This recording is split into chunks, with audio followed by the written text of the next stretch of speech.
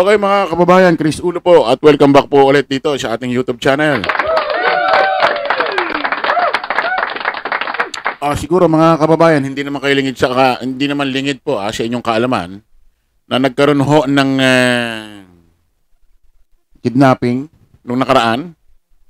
No, ang involved ho rito kapwa parehas Chinese ho. No, mga in-check. Na kung saan mga kababayan may mga kinalaman pa rin daw ito sa Pogo. Kaya nga sabi ko, putik. Kasalanan pa rin ni Digong ito Alam mo kung bakit? Alam niyo ba kung bakit? Kung hindi ho pinapasok ng administrasyon Duterte, itong Pogo sa Pilipinas noong 2016, itong mga taong ito wala dito Wala dito tong mga to. O, siyempre, may mga Pogo pa man din daw dyan na nagtatago-tago, na sikap inaalam ho ng National Bureau of Investigation o iba't ibang ahensya ho natin ng gobyerno. Yung iba dyan mukhang wala na mga trabaho. Kaya ang ginagawa nila, nangingidnap na lang ho ng kapwa nila na Chinese, na mayayaman. Yun ho yung ginagawa nilang negosyo. Pakinggan muna natin to mga kababayan Pakinggan muna natin.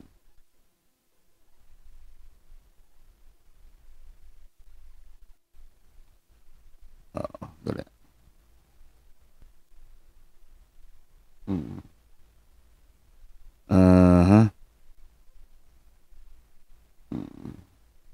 Teka.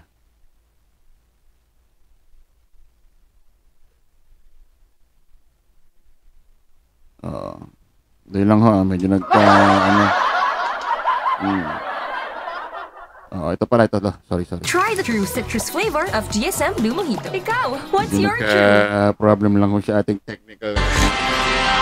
Hindi lang kidnap for ransom ang anggulong tinitingnan ng PNP sa pagdukot at pagpatay sa negosyanteng Chinese na si Anson Tan o Anson Ke at kanyang driver. Ang tatlong suspect hawak na ng PNP habang patuloy ang paghahanap sa iba pang sangkot.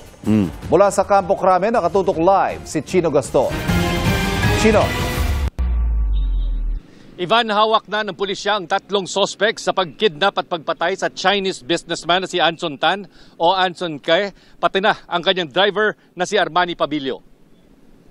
Sa press conference ng PNP, pinakita at pinangalanan ni PNP spokesperson Police Brigadier General Mary Jean Fajardo ang mga suspect. Sumuko ngayong araw si David Tan Liao alias Xiao Changjiang, alias Yang Jianmin at Michael Agad Yung, isang Chinese national at ayon sa PNP ay umamin sa krimen.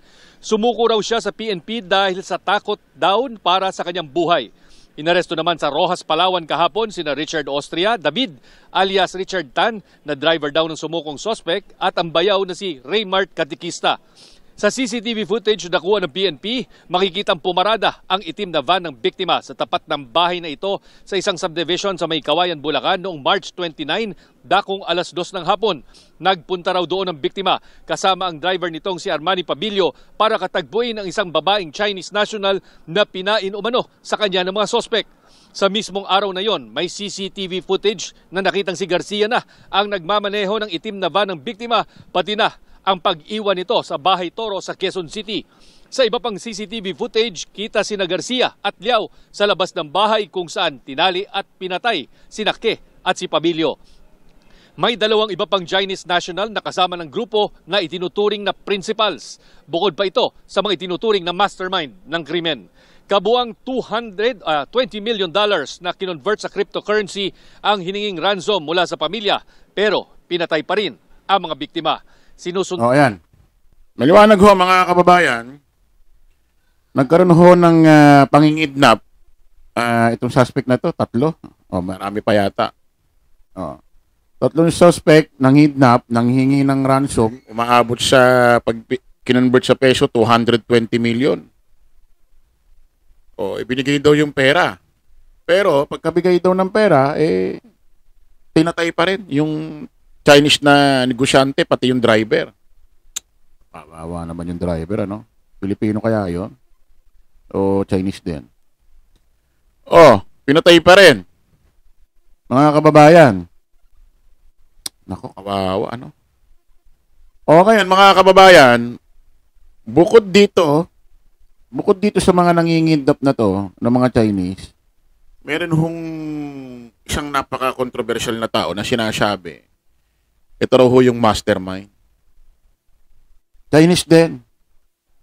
Ito matindi. Nako, naloko na. Oh, ito nga, ito hamon sa'yo. Amy Marcos, Amy Duterte, Amy Mangusin. Daming tawag dito eh. Amy Marcos, Amy Duterte, Amy Mangusin. Oh, si Amy Mangusin. Kamukha ho kasi ni Francis Leo Marcos ito. Oh, isang matinding hamon sa'yo, Amy. Ma'am,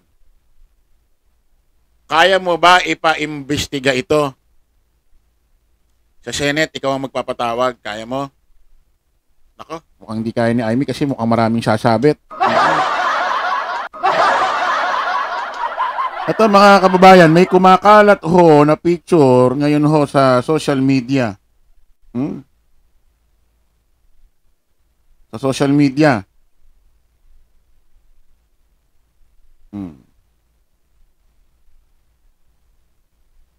May kumakalat ho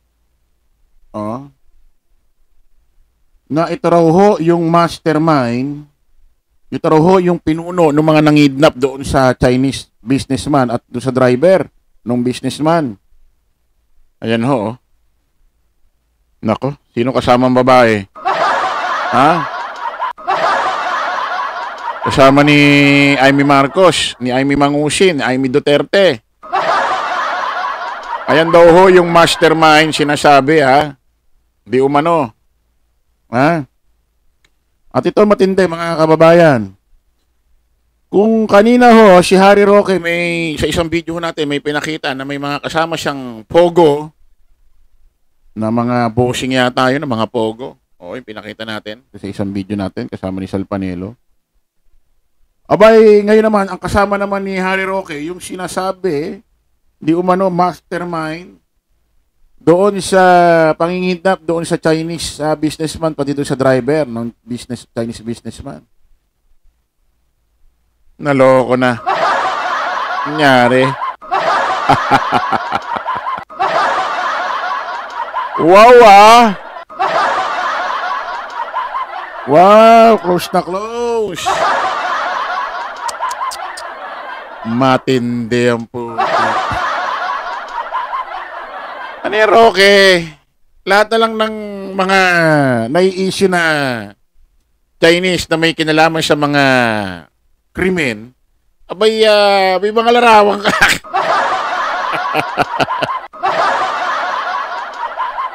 Bakit?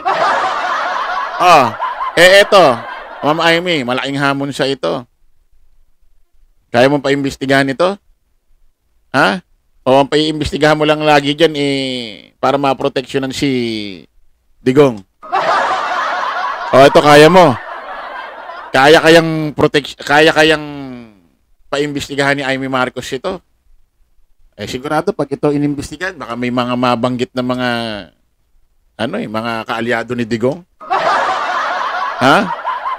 Alam niyo mga kababayan, inuulit ko kung ang Pogo hindi ho pinapasok ho ng 2016, kasi nga sabi ko sa mga nakaraang live vlog ko, ang pambato nila kay PBBM, mga mahal na bilihin, mga kung ano-ano pa, mataas na presyo ng kuryente, tubig, na alam naman natin, lahat ng yan, naranasan din naman natin sa mga nagdaang administrasyon. Siyang bang presidente? Sinong presidente ang nanungkulan? Anong administrasyon ng nanungkulan sa Republika ng Pilipinas dito sa bansa natin? Na mura ang bilihin, mura ang konsumo ng kuryente at tubig, wala Halos lahat Di ba? Wala pa yata ako sa mundo, mahal na bilihin Ha? So, wala itong mga binabato kay PBBM na mahal ang bilihin, mahal ang konsumo ng kuryente at tubig, wala yan. Nagdaan lahat ho sa nagdaang administrasyon yan. Nagdaan ho sa lahat ng naging presidente ng Republika ng Pilipinas yan. Pero pag sinabing war on drugs, extrajudicial killing, pag sinabing pogo, digong lang administrasyon yan, wala nang iba. Ha? Pag sinabing sinakop ng China ang ating West Philippine Sea sa ating economic zone doon, nagtayo ng 6 na taon, 2016 to 2022, digong administration lang yan. Wala na iba. Ha? Oh, so, kung hindi o pinapasok ng presidente ni Digong ito nung kanyang termino, wala itong mga ito eh. Wala sa bansang Pilipinas ngayon ito eh. Kaso, pinapasok. Masasabi ba natin di nagkaroon si Digong dyan? Pinapasok ng China? Pinapasok ng mga incheck? Pinapasok ni Digong yung pogo ng mga incheck? Imposible namang di pero maglolokohan pa. Dati na kayong mga loko-loko. Ivy Marcos, malaking hamon sa ito. Paimbestigahan mo. Paimbestigahan mo tong issue na to. Tama na yung sarili mo. Bakit nandiyan dyan? Paliwanag ka. Pati ito si Roque. Okay, maraming salamat po mga kababayan. Kita-kita ulit tayo sa panibagong live, panibagong vlog. Paalam po pa samantala ang inyong lingkod, Host Chris Ulo. Lagi natin tatandaan, don't follow the majority, follow the right way. Maraming salamat. Kita-kits po tayo ulit. Bye-bye.